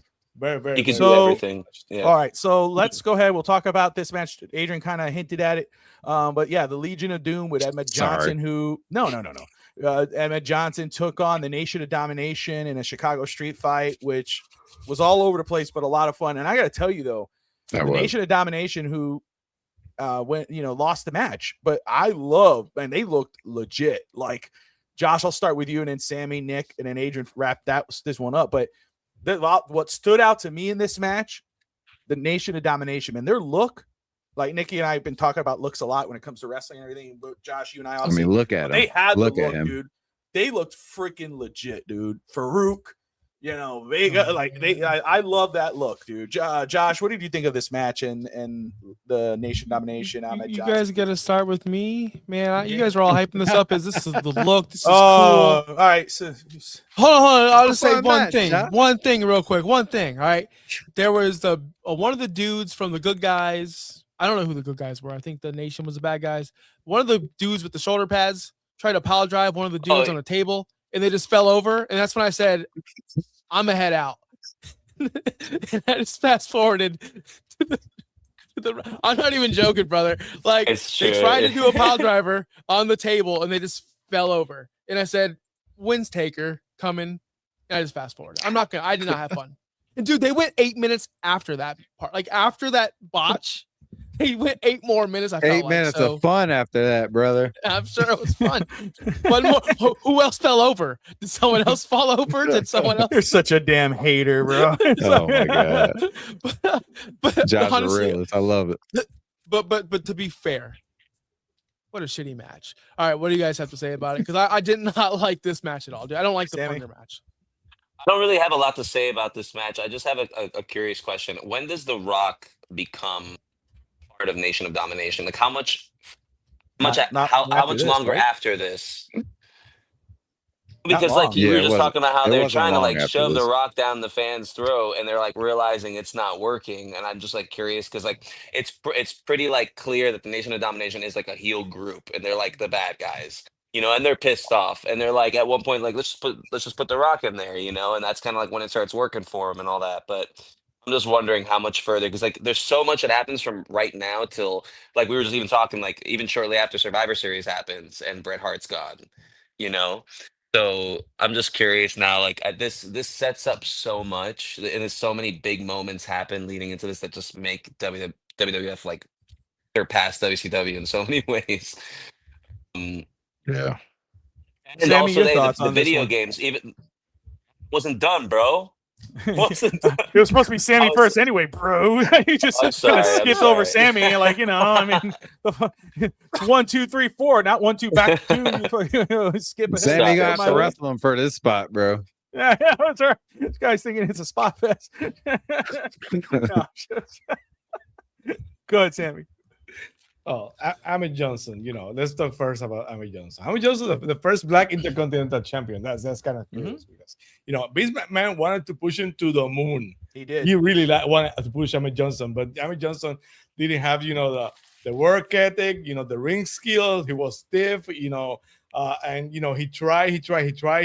By that time now, Ahmed Johnson has said so many times in interviews that Vince McMahon promised him to be the World Wrestling Federation champion. That what you may would have happened. That if that happened, we probably would not have the Stone Cold era because he put a pivot to somewhere else. He put him by that time. Right now, he's being pushed with the Legion of Doom, but it didn't work. The Legion of Doom, of course, one of the greatest tag teams of all time, one of my favorite tag teams of all time. When you put it with Ahmed Johnson, they trying to basically trying to see if that rubs on Ahmed Johnson. And of course, the Nation of Domination, one of the biggest angles, is going to become one of the biggest angles once Rockstar's heel and Judge the Nation. Yeah, that was one of the best angles in that era. So right now, as a match, the match sucked, but you can see what's developing. You can see so many things developing. The frustration with Ahmed Johnson, that basically they're doing everything they got to push it. The guy doesn't start, and the first stars were going to be a great angle with the Nation of Domination. So it is what it is. Is the match before the main event? Is the time to go to the bathroom before the main event? So it is what it is. What a weird match for before the main event too. It was, yeah. I thought it was pretty fun though. I thought the 2x4 spot was fun. It was a quirky match. I mean, none of those wrestlers really at the time were really great. So I mean, this is what you get. This is what you get. Anthony Good point, Manzano, Manzano. he says, Uncle Tony. Says, do you think our generation or the generation overrates the Attitude Era? Because I feel Ruthless Aggression era is just as great, or just as great. I'll be honest with you. Again, speaking on behalf of my brother and I, Nick, I appreciate you watching. We were watching. We were aware of the Attitude. We were aware of WWF, but we were WCW guys. We were watching Goldberg and Hogan and Sting and the NWO and Macho Man and Eel Brother and all those other guys. Like which is the Attitude Era of the WCW. So it was great. It was Even the WCW games were more user friendly. I'm sorry, hell but yeah. like WCW Revenge until they made Awesome. No Mercy. No Mercy was like the breath of fresh air because I was like, oh my God, I could play No Mercy. But before that, whatever that Monday Night Raw game was, like I just remember not being able to function like I was like picking HBK versus Kane, and this was like the motions were so weird. It was awful. Yeah, they couldn't figure it out. I bet y'all love that movie with David Arquette. Oh hell yeah, dude! Oh hell yeah! Never seen it. Never seen it. It's Never actually seen it. horrible now. Like it's Rumble? considered one of the one Never of the seen worst it. Never movies. seen now. Ready to Rumble, I that's what it's refuse called, to yeah. watch it. Why? It was a good movie. It was a good Never movie. seen it. It was a good Why? movie. It's a really cheesy It was 90s fun. movie. If you want to do a watch along, if you want to do a Smells like watch along, I ass. would willing to. But that like was the ass. only chance I had to watch. If we do a watch along, and you basically watch it together, and we do it live. That would be the Sammy, only you chance I gotta would watch do it. to watch that. There you go. There you go. You gotta Challenge watch it. accepted. But I want to say just very quick to that Anthony's point. I appreciate Anthony watching. We got over 250 people watching live right now. But just to say, I really did enjoy the Ruthless Aggression era. I always talk about that. I Ruthless Aggression era was awesome, but I understand Attitude Era is what saved the WWF. Austin and those guys, they saved the WWF from going under. Yeah. So that's why it's so looked upon. I don't think it's overrated. I think it's probably rated. It's still, I prefer Ruthless Aggression over Attitude, but I was a WCW guy. So moving on. I think it's generational. I want to too. answer. Yeah. Can I answer? Oh, yeah. Go ahead, bro. The favorite genre of music you like is the music you were listening to the moment you lost your virginity. Yeah. Because that was the That's greatest what moment of your life. Whoa. So the same thing applies to wrestling. It is. The same thing applies to like wrestling and everything else. The greatest moment of your life. You've referenced. Just letting you know, Adrian just got. It's late night, guys. The back It's- seat where you're forced to great put your point. leg over the hood. Like This is no holds barred. After dark, apparently. brother. It's So, like no, He's gonna but for real crack though. open a bottle of champagne. He puts a robe on. He's like, back in my cigars. No, but I will say, but for real but he's though, right. if you grew up watching the Ruthless Aggression era, you're gonna think that's the best. If you grew up Yeah, watching the Golden era, generational. so it's all about when you fell in love with it, and that's when we fell in us, our generation at least. I was a WCW guy too, guys. I didn't watch. I'm telling you, WWF didn't exist until Jericho moved over. That's it. Yeah, I would yeah. know. I would go to True, middle yeah. school, and they would talk to Rock. They would talk about Rock. They would talk about Austin. But I'm talking about Jericho and his list, and before the list, I'm talking about Disco Inferno. Like I'm talking about these guys. Well, they're talking about Austin and Rock. So that's what made it more special, Anthony. I don't know if you had that with the Ruthless Aggression era because you couldn't go, oh, TNA fans over there. No, they didn't really exist. They were just you guys. Right, but there was true division between WCW and WWF. And when you went to school on Tuesday, you had your group and they had their group, and it made it kind of tribalism like it is today, honestly. But both companies were good. I stood on, Sting sat in the rafters for 9 weeks and poked people with a bat and didn't wrestle. 9 months. Actually, 9 months. It was fucking 9 months. 9 months. Yeah, it was almost a year. I was like, Yes. and that we were entertained by it. Like I remember going to school and going to Crazy. class, being like, "Guys, you saw Sting up there? Like, I wonder when he's coming down." Like we're like I used just to waiting watch for him both. to drop down. Bobby asked the elder guy. I don't want to age myself, but I think Joshua has a great point. Basically, the era you grow with is the era you're more fun of. Of course, I know that wrestling is not as good on the golden era, but I'm the golden era guy. That's the era I prefer for myself. But I don't think you're gonna have the Ruthless Aggression era without the Attitude era. That would never happen. No, of Yeah, course. the Attitude era was the intensity of those days is unmatched. Never before, and not the Ruthless era. Nothing matches that. The tension between Fishing Beats were Raw and Nitro, and people jumping from side to side, and you have the NWO white hot, and then Austin comes to the fold and basically changes everything. So I can understand why the Attitude era had a lot of fluff also too. Yes, they had a lot of silly moments, a lot of fluff, but the Ruthless Aggression era would be able to happen without the Attitude era. So the Attitude era basically is the era who the most important era of wrestling when you think about it. Yes.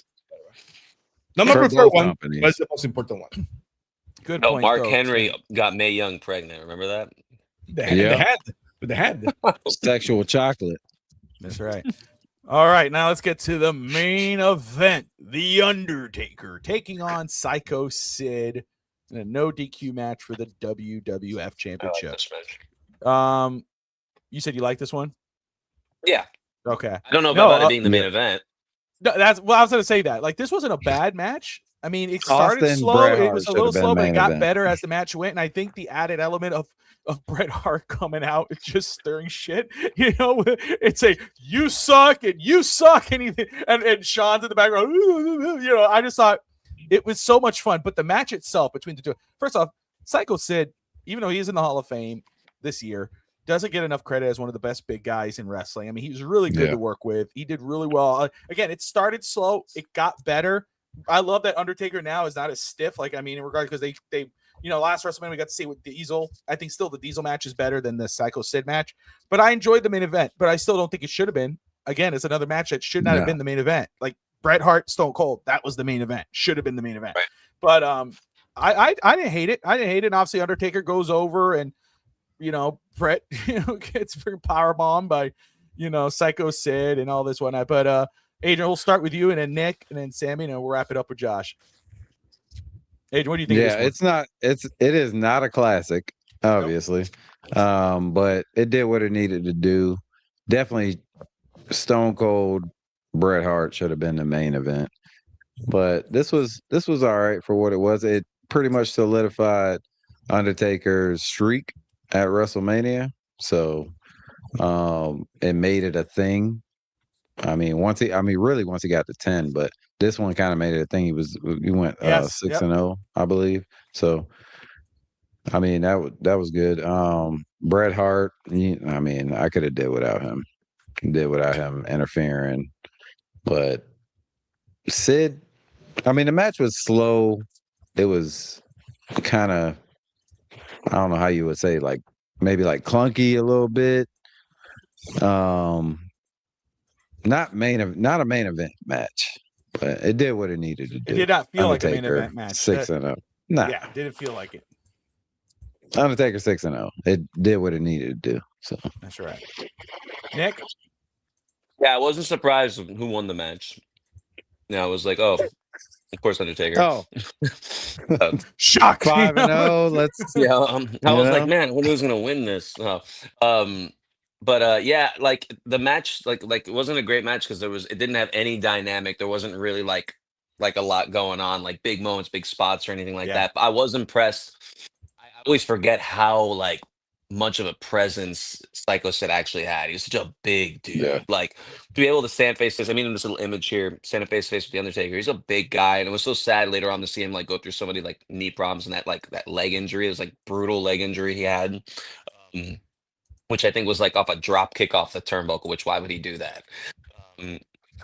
But yeah, this match like being the end of the WrestleMania didn't really make sense. I guess maybe like they needed a reason for Bret Hart to become like it would make sense if Bret Hart was showing up, before his match, interfering here, but absolutely. I mean, it's cool to see the Undertaker too, like in his prime, like with the old gloves, it's like my favorite Undertaker. Hey, and Undertaker never really had the main event for WrestleMania. Like that streak, especially once the streak started, he never really had to. You could have threw that in mid card and it would have been just fine. Mm-hmm. Absolutely. Sammy? I think the reason why you have this match is I'm trying to remember if Shawn was the champion and that's when he lost his smile and he relinquished the belt, and then they had the 4-way to determine who was gonna be the champion. I think Bret wins the match, and then the day after he loses to Sid. Interference by Stone Cold Steve Austin. So the final two that match used to be Undertaker and Bret. So they're all intertwined. That's why the reason why you see Bret interfering and Sid is mad at Bret and Bret is mad at whatever. Undertaker has not been champion since 1991. He's defeated Hulk Hogan Survivor Series in 1991. So it's been 6 years. He was the WWE champion by that time. And of course, Undertaker and Sid used to be a tag team in WCW, when it used to be the Skyscraper, where it was Mark and Sid Vicious. So a lot of things going through that match. The fact that Bret Hart intervenes is the same thing. You're trying to find a bitter Bret Hart, a lost Bret Hart, a guy who basically is mad at everybody because he's getting no respect. So a lot of a dialogue, a lot of context into the match, but it's hard for everybody to keep up. If you're a fan who only watches WrestleMania, you go into that match saying, "What the hell is this?" So if you're a fan and you watch it every single week and you know what's happening, for you, it's kind of satisfying. But a lot of wrestling fans at that time used to watch WrestleMania for what it was. You only watch one pay-per-view a year. It was WrestleMania. So an okay match, of course. By that time, the streak, it goes to 6-0, but there was no streak by then.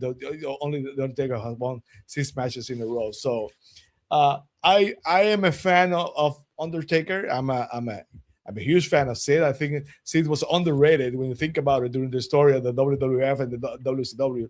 Sid's one of those guys who never expect, but one of those guys that Vince McMahon was in love because of the size, the ability. So right now, when you look at it, you know, Sid is now in the Hall of Fame. It took a long time to be there. He was inducted posthumously last year, but you know, one of those matches that it wasn't a great match, but it was a huge match. We were one of those guys, both big guys, both at the top of their career. So it was an okay main event.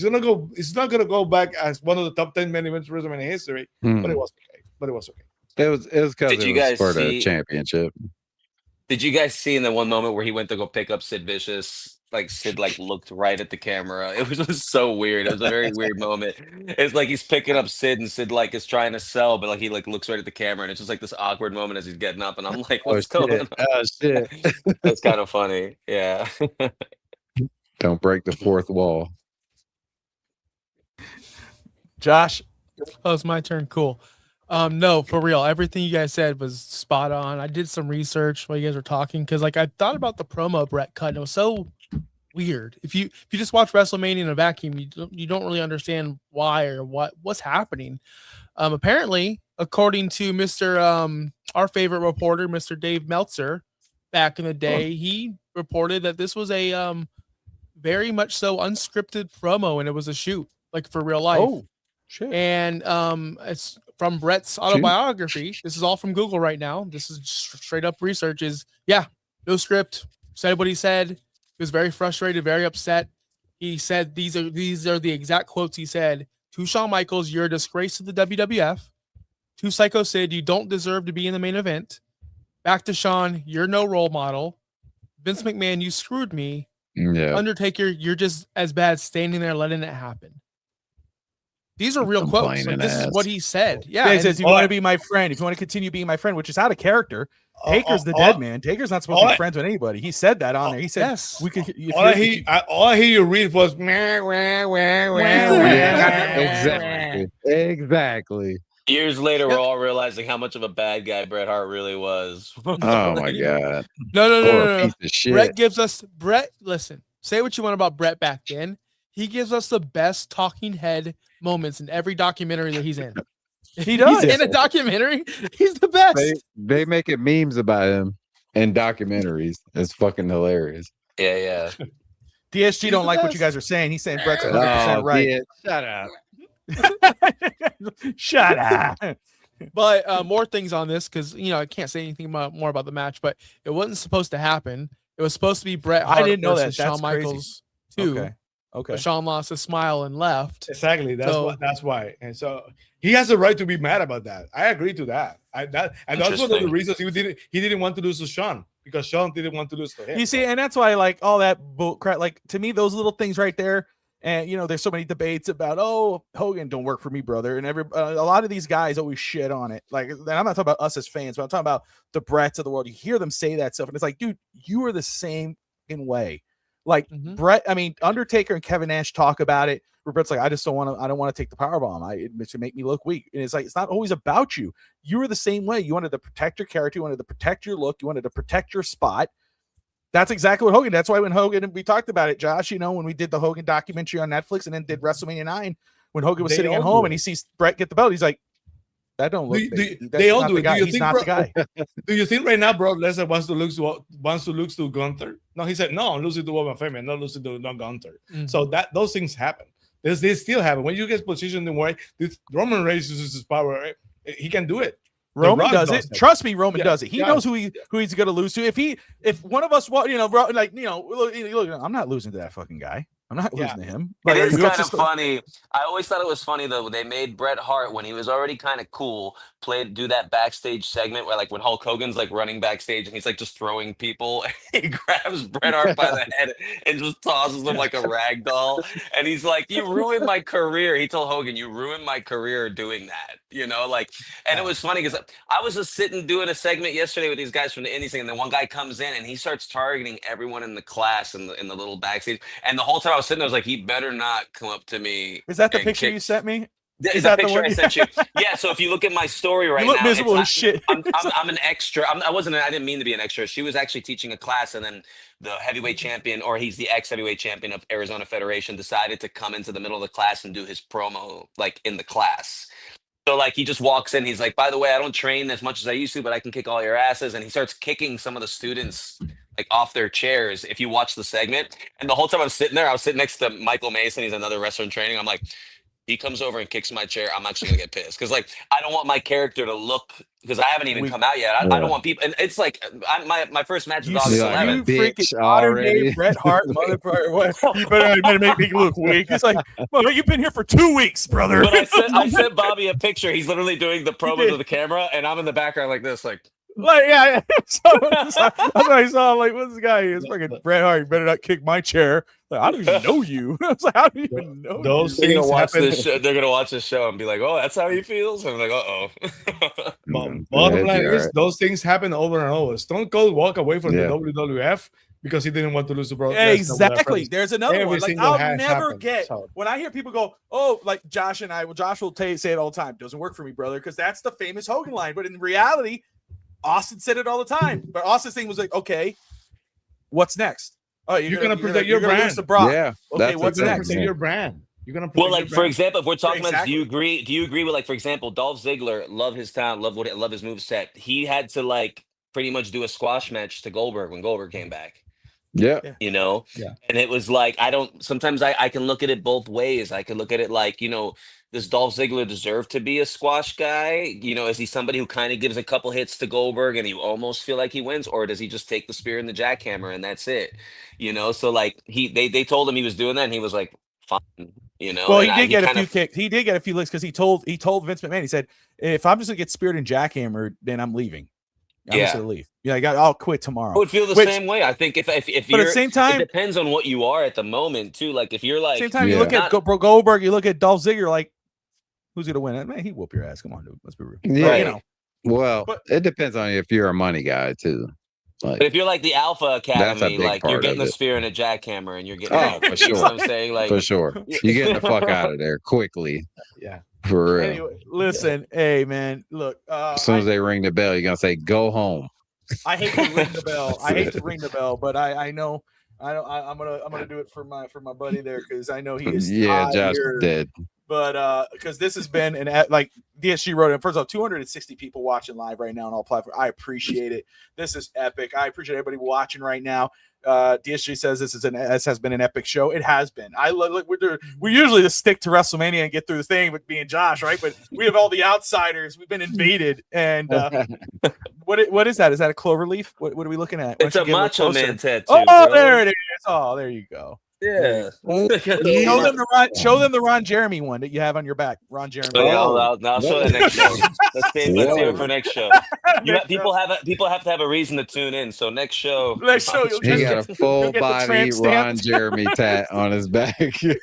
First match, full the body, first match. back, full back. Full What's up? body. a Brock Lesnar tramp stamp. You guys are gonna go, what? Yeah. Oh yeah. Why? Just get the Why would sword. he do that? The head with the Oh. sword. But anyway, right there. for those tuning in, we appreciate all of y'all tuning in right now, watching FT Fitstar Sports Network and also No Holds Barred Wrestling channel with the No Holds Barred Wrestling podcast. Josh, I'm gonna Late tag it night. to you. Go ahead, Josh. Sorry. Your final thoughts before we wrap this one up. Yeah, man, you didn't even ask me where I ranked this one, which I'm offended by. Oh but no, it's okay. sorry. Go ahead. Yes, where No, do you it's rank okay. this? Yeah, It's ranked it, okay. No, do it. Finish. That's okay. I'm ranking this one right under WrestleMania 10, right under WrestleMania 5 and 8. This is the fourth best WrestleMania I've ever seen, Nice. strictly because Maria said at the top, if she's still here, it was a very overrated WrestleMania that has. It's like watching a show when you're like, all these people are about to be a star. And that's why it got over with me, because I'm like, this is gonna be so cool in like 2 years, or like maybe next year. Like that's why it got me excited. It actually was in like 2 years, to be honest. Yeah. So it's gonna be so cool in 2 years. And to be honest with you guys, when I heard it was 1997, I'm like, we're like 4 years away from Jericho, like the GOAT. So I can't wait for that when that stuff happens. I'm really excited for the Adrian is laughing, but it's true. I'm excited for like my era of wrestling, like because Sammy already saw it, right? No disrespect to your age. It's okay. I'm catching up to you. I'll be there. Just like Anthony said in the chat, like we're all just old timers jerking off to the glory days. What is wrong with you? Back late night, brother. Stop, bro. He said, Adrian said he wants to get a picture of a guy with a sword as his penis instead, and no one, it went over everyone's head to mine. That is not what I said. But yes, you did. I said You're so tired. When did he say he wants to hold a penis sword? No, but anyway. Brock Lesnar chest tattoo, bro. Yeah, Brock Lesnar with the sword and the Ron Jeremy. And a sword. You're too tired. You are way too tired. What the fuck was that? Anyway, catch me. Listen, the show was good. I had fun with the show. I'm glad that we're doing this Friday night. And if you want more of me and my antics, seriously, I'm gonna plug myself real quick. Are you Real Talk Wrestling? I am. Are you gonna plug yourself really good? I'm only gonna sleep soon.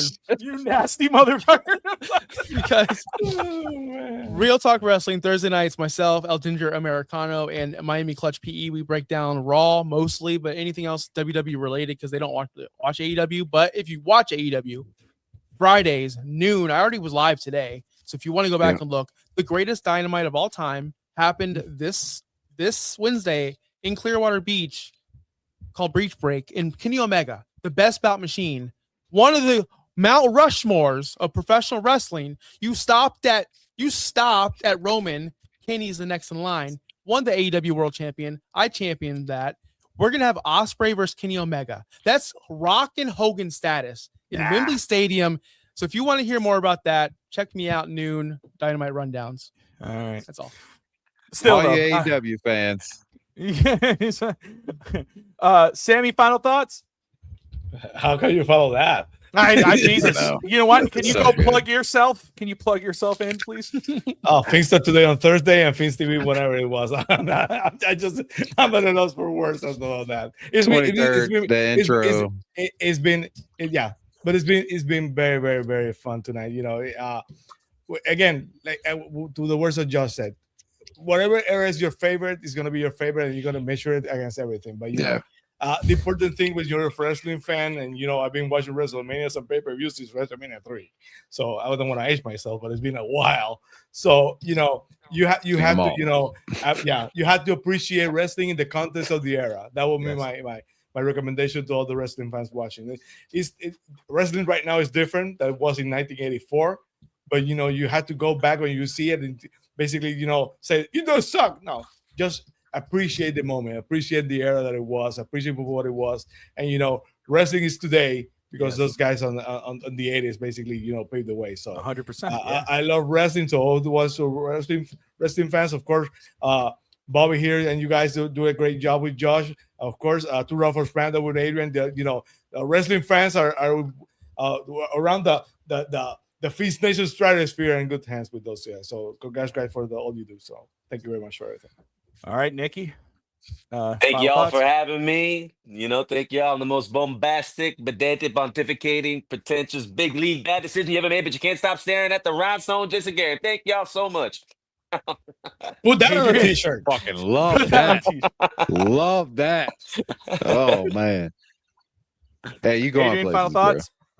You going places. Yeah, man.